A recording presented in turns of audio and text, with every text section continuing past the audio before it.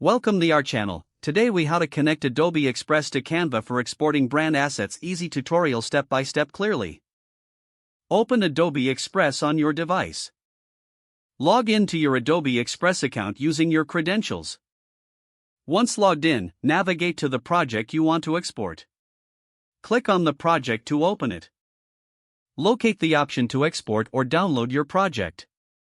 Select the format you wish to export, typically PNG or JPEG. Confirm your choice and download the file to your device. Next, open Canva in a new tab or app. Log in to your Canva account. Once in Canva, select the option to create a new design. Choose the dimensions that match your project from Adobe Express.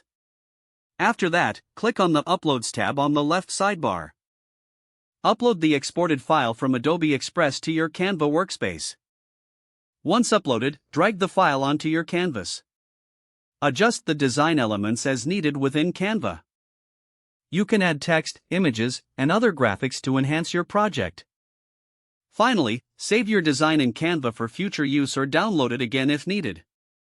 If the page does not load, refresh the browser or try again in a private or incognito window. Make sure you are using the correct email address, then retype it carefully to avoid small typos. If your password is not accepted, use the reset option and create a new strong password you can remember. Check your spam folder for verification or security emails, then complete any requested confirmation steps.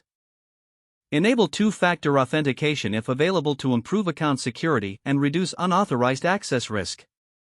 After signing in, review your profile details so your contact information and settings are accurate and current. If you see an error message, note it down and try again after restarting your device and internet connection.